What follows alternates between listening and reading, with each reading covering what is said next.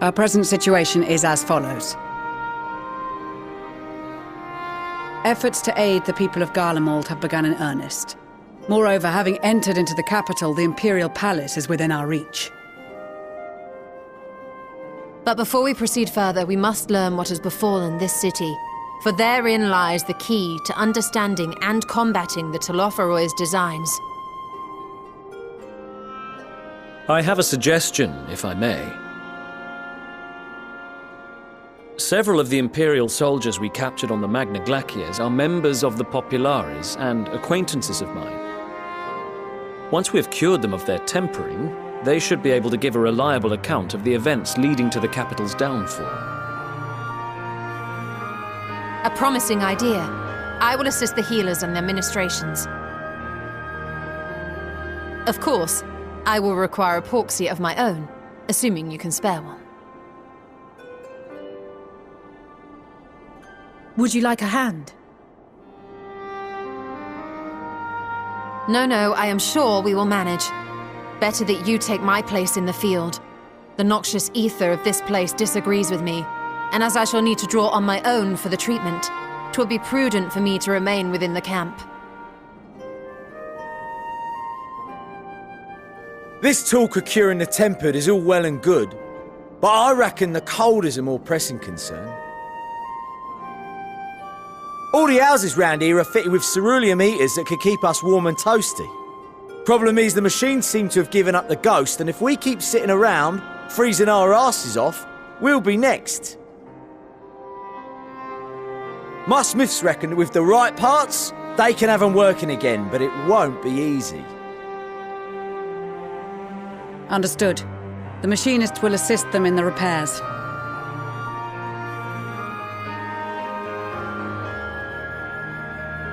The rest of us should either stand watch or survey the area. We've made our presence known to the Telophoroi. They will be searching for us, if they have not already ascertained our position. That we have seen no sign of them since the battle suggests they have yet to do so. However, I suspect they may be biding their time. Or perhaps we are beneath their notice.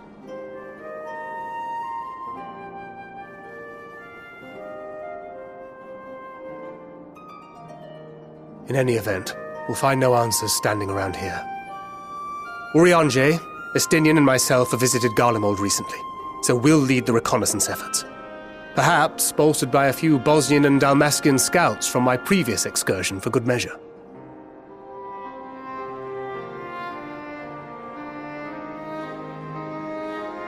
Don't forget about us Alamegans. We have experienced scouts of our own. Well now, this is turning out to be a rather sizable team. With such numbers, we should be able to cover a wide area with relative ease, including that surrounding the Imperial Palace. How about you, Graha? I have a feeling we'll find a use or two for that vanishing spell of yours.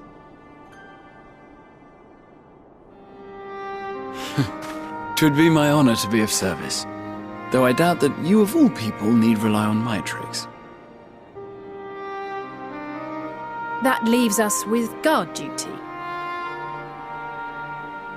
As a matter of fact, I have something else in mind for the two of you and Alphino. Between here and the center of the capital lies the Eblan Rime. I would have you search the area for survivors. Your keen sense of direction, honed in your extensive travels, should prove useful in navigating the ice fields.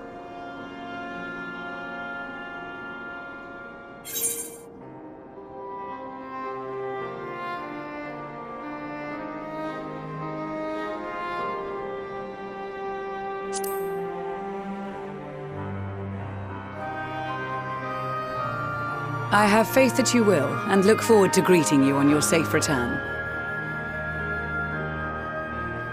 You all have your duties. Let us make haste. May the Fury bless and keep you.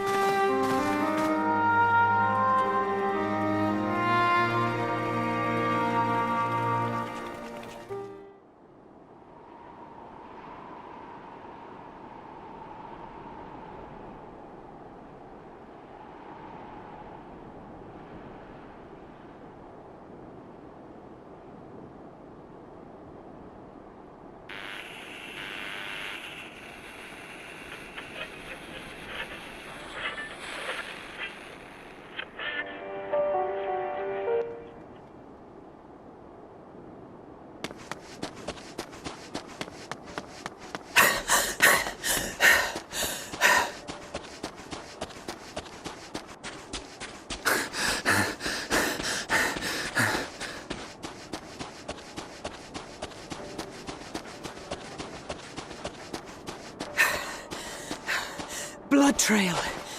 We found one. They were attacked.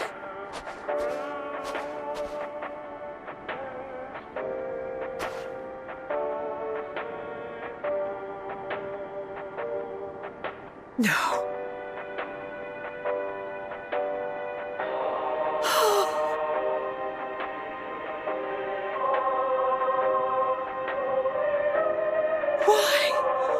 Why wouldn't they?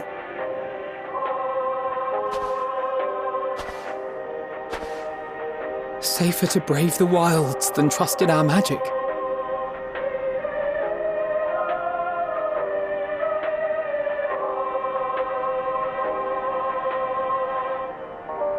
We should have... I should have...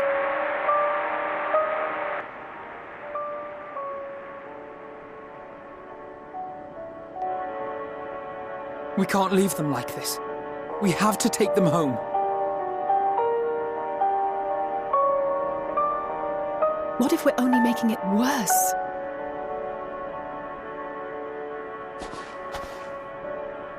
Maybe we don't belong here, but neither do they. Not out here in the wind and the cold.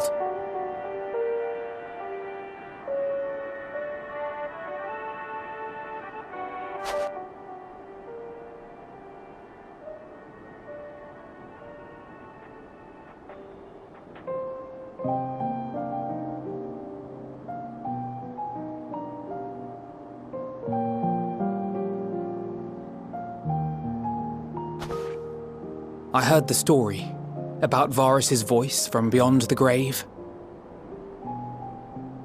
Of course, I didn't believe it, but Licinia and her sister did. Perhaps there is something to the tale after all.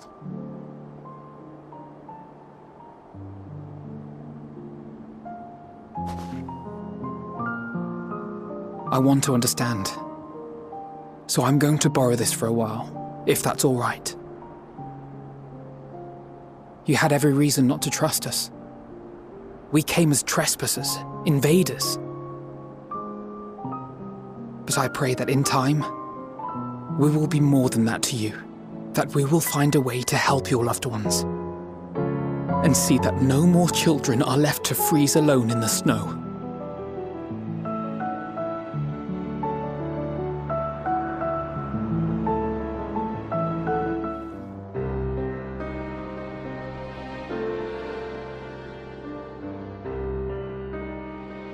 Thank you for your report.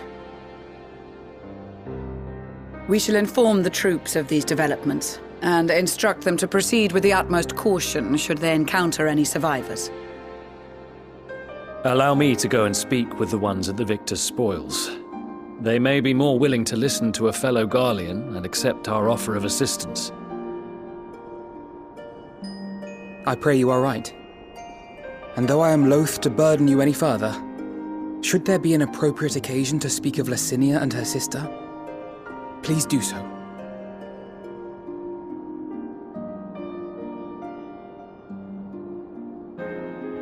I am sorry to have put you through this. My distress is nothing compared to their suffering. So tell me, what else have we learned?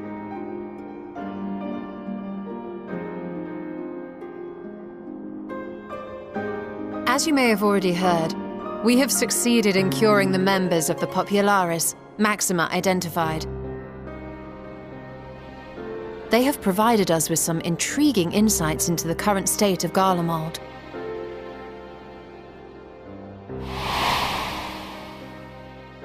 The assassination of Emperor Varus was the catalyst for the civil war.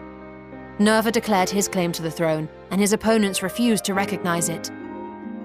Fighting broke out in the capital, where Nerva's 3rd Legion clashed with the 1st, who remained loyal to Varus even after his death. Of course, even Imperial warmongers would balk at the idea of turning their shining city into a battleground. Like burning down the wood to spite the wasps. Neither side would be so mad. Unless something or someone inflamed their animosity to such an extent that they could not help but act against their better judgment.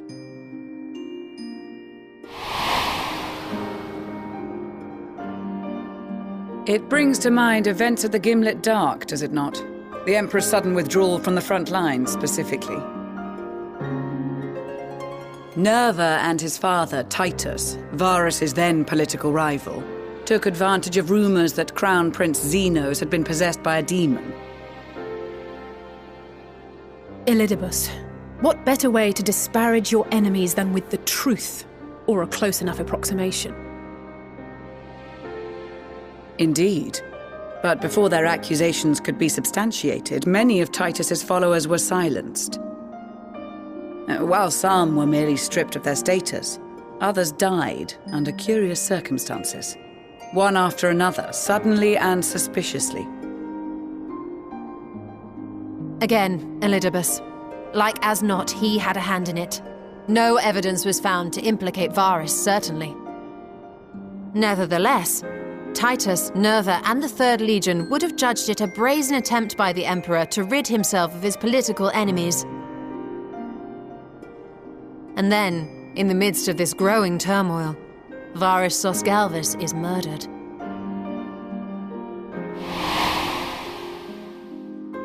And Garlemald's own prodigal son, Gaius van Belsar, is named the murderer. Shortly thereafter, Nerva claims the right of succession, and in response, the First Legion claims the assassination was part of a coup d'etat orchestrated by Titus and Nerva.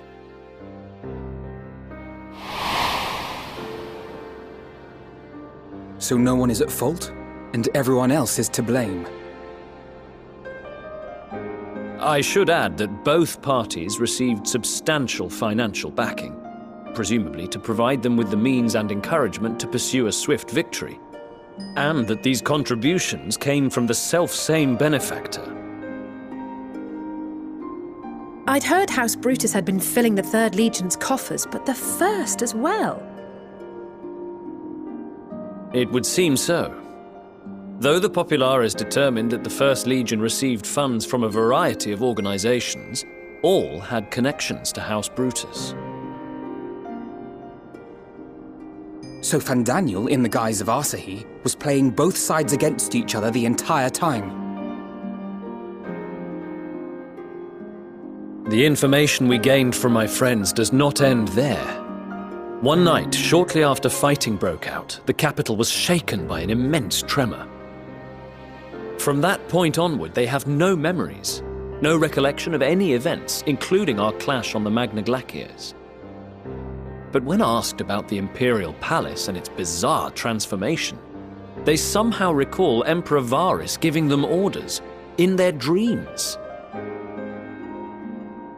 May the Tower of Babel stand as testament to the glory of Garlemald. This sounds awfully familiar. We have something to show you all.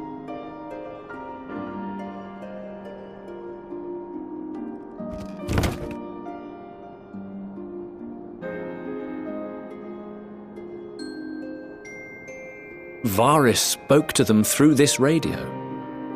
Perhaps it was a recording, but if not, that would be inexplicable.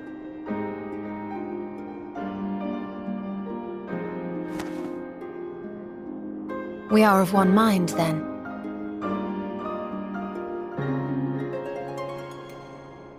The ether that permeates the ore used in this device is almost identical to that of the talismans. I see it. While it is likely more by coincidence than design, these devices might also ward against a primal's influence. A picture is beginning to form. If the tremor felt throughout Garlemald was a wave of ether emitted by a primal, then while those within range would have been tempered, those huddled around a radio desperate for news concerning the Civil War would have been spared. No wonder Licinia kept it close. My friends! I must speak with you! A young man was caught trying to steal our supplies. He is a soldier of the Iron Men, we think, but one who has not been made thrall. Thankfully, Magni restrained him before blood was spilled. The stranger is outside, if you wish to ask him questions. I think we do.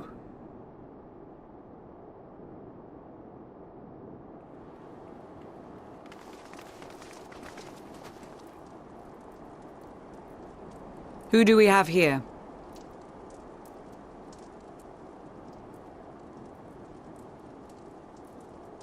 Garleans? Traitors to your homeland! Have you no shame?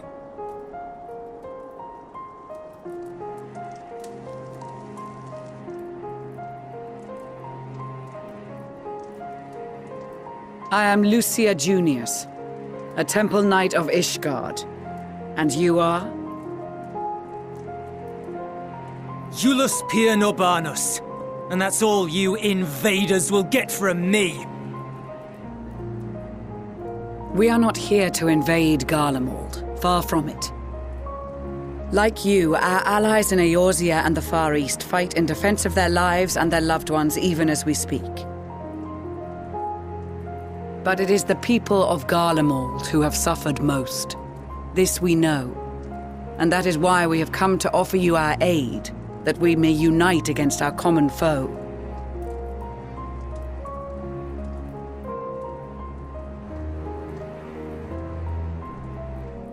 Whether you believe me or not, those are the facts. Now, answer me this. Why would a proud soldier of the Empire be reduced to stealing? The situation must be dire indeed for you to go to such lengths.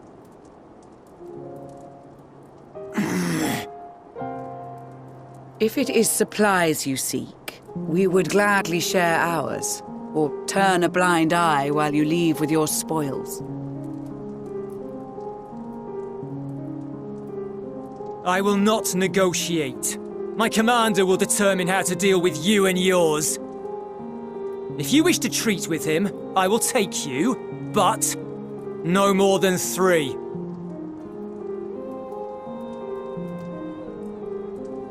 I don't much like the sound of that. But if we do accept his proposal, I suggest the 2 of us and...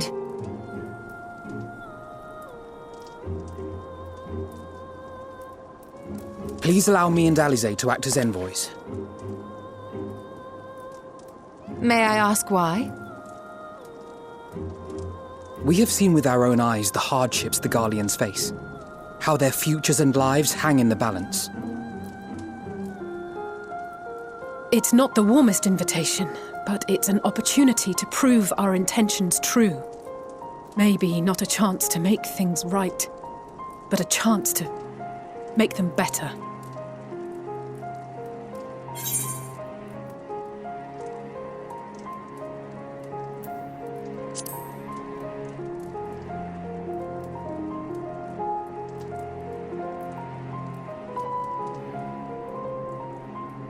I can see that persuading you otherwise is a lost cause, but you will proceed with the utmost care.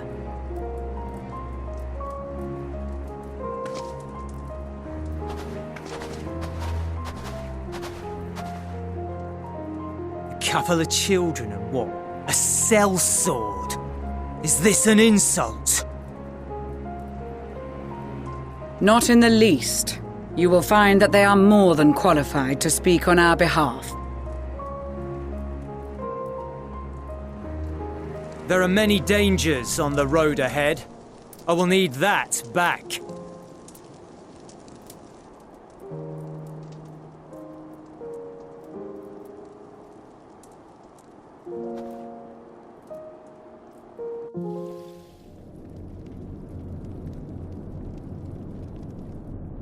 These are their chosen representatives.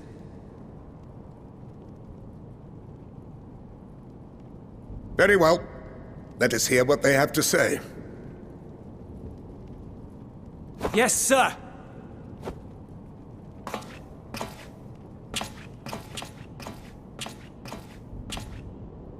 I present to you our commander, Lord Quintus Van Kina, Legatus of the First Legion. The First? I had no idea you had survived.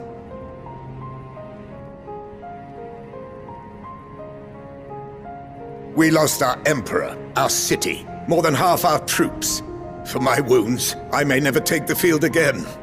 But we survived, aye.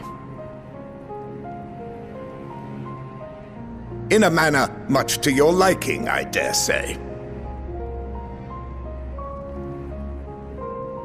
We have no intention of adding to your misfortunes, nor do we bear you any ill will. Spare me. Though you children may speak in earnest, overtures of peace ever ring hollow in my ears. So long as man stands to profit from his neighbor's suffering, war is inevitable. Driven from our ancestral homeland into this blasted waste. Yet still you yearned to rob us of our paltry scraps. 'Twas only with Magitech that you learned to keep your distance. Though we knew it was only a matter of time before you regrouped and returned.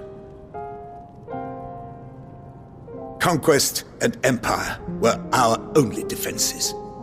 Emperors Solus and Varys understood this, and through their campaigns saw us grow and prosper. Much blood has been spilled in Garlemald's name, aye. But if it is a choice between yours and mine, then it is hardly a choice at all. I do not deny that a great many conflicts throughout history were driven by the desire or necessity to gain by another's loss. That is not why we are here. Nor have we come to petition your aid in the war with the Telophoroi, grave though that threat may be. Our purpose is simply this. We wish to help you. Let us help you. If there is aught that can be done to ease your plight, we would be glad to do it. Perhaps you would.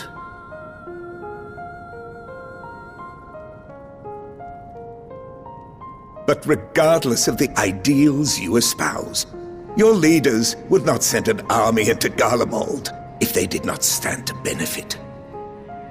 If we accept their aid, they will expect their efforts to be rewarded once the Telophoroi are no longer a threat. And after compensation and concessions, the great empire would be brought to heel. Her enemies rejoice at her downfall. Our third eye, a mark of shame. We won't stand idly by and let your people be humiliated. And we're not alone in that. We only want to make a difference, to make this world of ours better. Surely you can understand that. What I'm trying to say is, there are so many people who just don't care about making you suffer. And maybe that's almost insulting after all the suffering you feel the world has subjected your people to, but believe it or not, that's the truth. And now we're here, and all we're asking is for you to tell us what you want, what you hope for. So much blood has been shed, so much lost.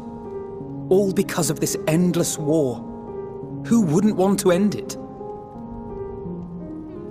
Can we not work together to face our problems as one?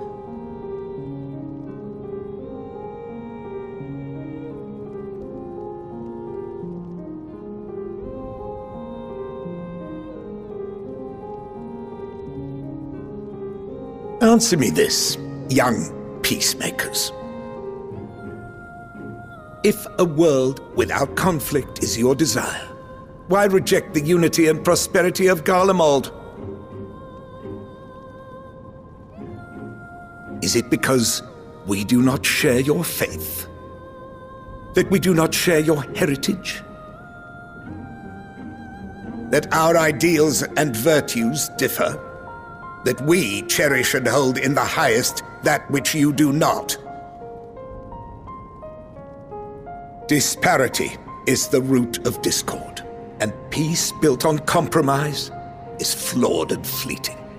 Happiness for one and all is a dream, and the reality is that to the victor go the spoils. That is why we Garleans will never submit nor surrender. For freedom and for pride, we will remain true to ourselves until the bitter end. That is my hope.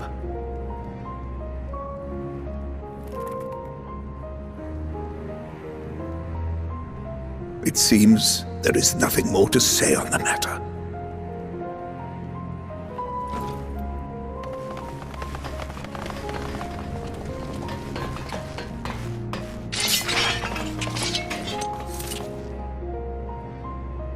You will remain here while I decide what is to be done with you. Do not be alarmed. No harm will come to you, if you cooperate.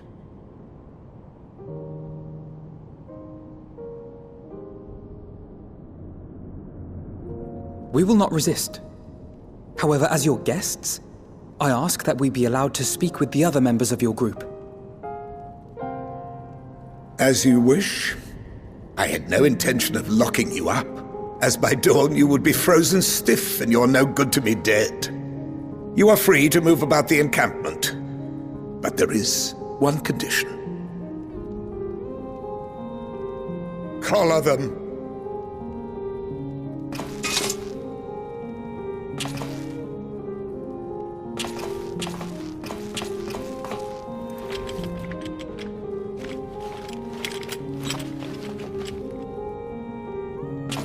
What are these?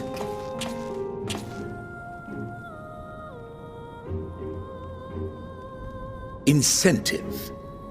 You'll be watched at all times. Stray too far or act suspiciously, and we will administer a rather painful shock. Stop! Keep away from that one.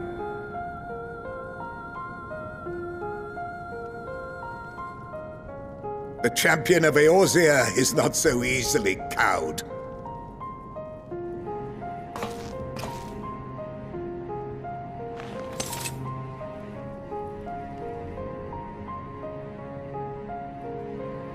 Even if she allowed herself to be collared, the shock would be no more than an itch. No. If she refuses to obey, we will activate the twins' restraints instead.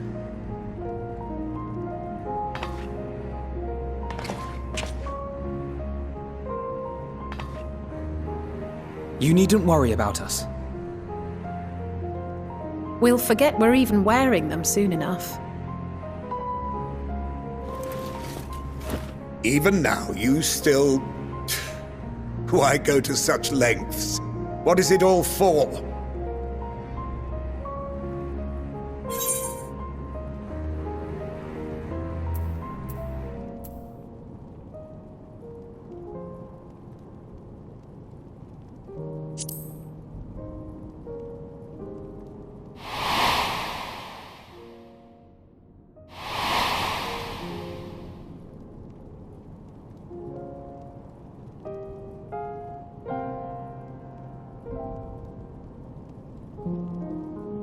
You are a curious one. A far cry from the merciless barbarian others paint you to be. You will be their warden. Take them away. Yes, sir.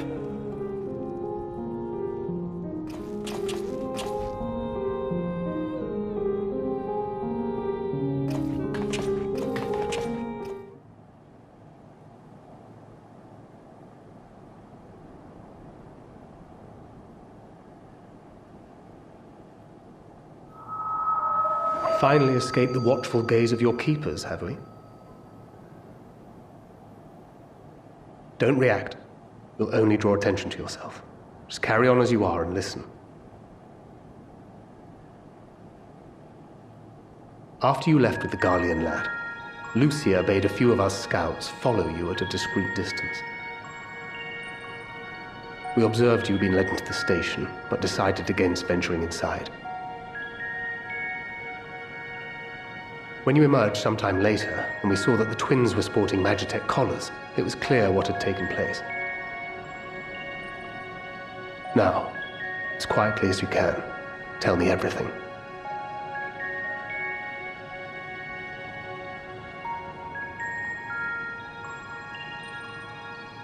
The Legatus himself, eh? Now there's a surprise. This is also the first I've heard of a plan to join forces with the 10th and storm the Tower of Babel. An interesting development, and perhaps the opportunity we've been waiting for. Our comrades back at the camp also received some rather promising news, but it's still too early to get our hopes up. For now, keeping yourselves out of harm's way comes before all else. Whatever demands the Garleans make, indulge them.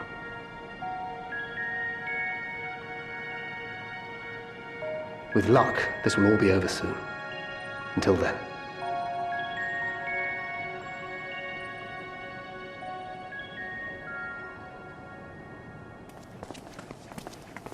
They had not gone far.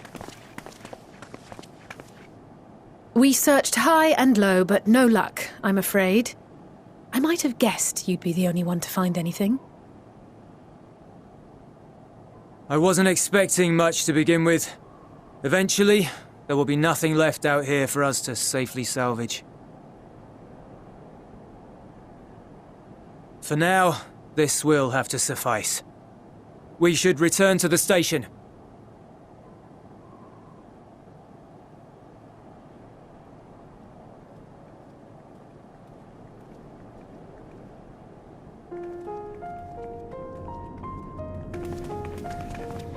Ah, there you are.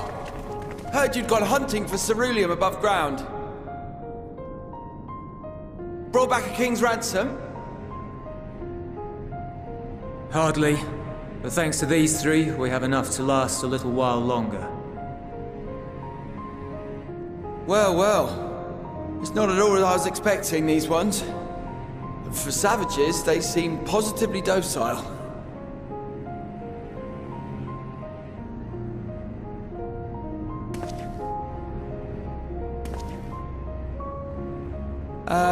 It's a poor attempt at humor.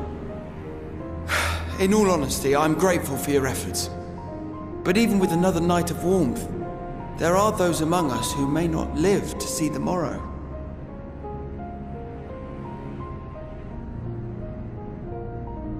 I trust your expedition was fruitful. Lord Quintus!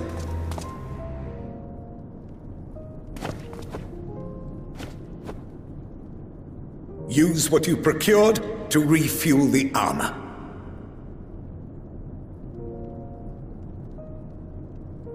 But, sir, what about the heaters for the camp?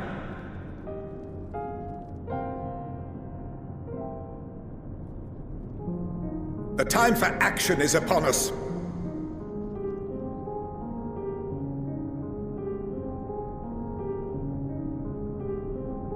My men and I have matters to discuss. In the meantime, you are to wait here. Do not forget, you are being watched.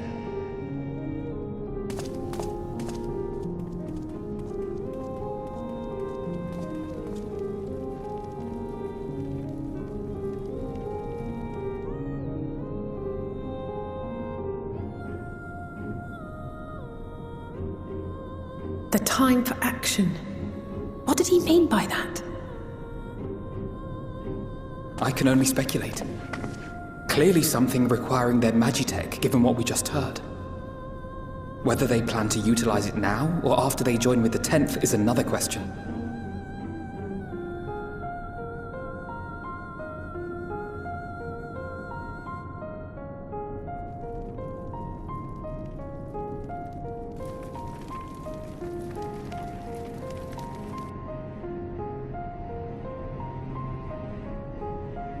Will they ever escape this cold? Return to and reclaim the idyllic spaces of which Eula spoke?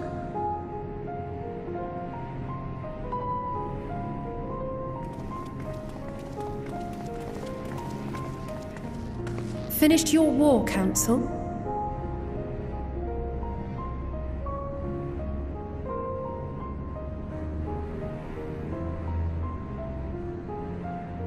Alphino and Alize are to stay here, as our prisoners. They will be released once your comrades have relinquished their supplies and withdrawn from Garlean soil. Until our terms are met, they will be detained at a separate location.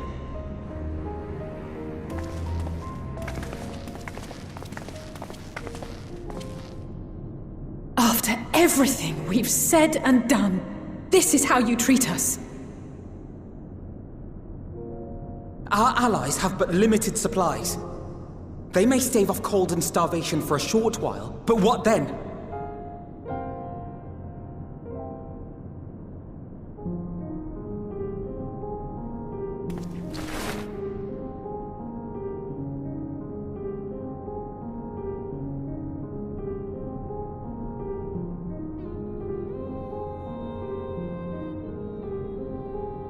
For now, keeping yourselves out of harm's way comes before all else. Whatever demands the Garleans make, indulge them.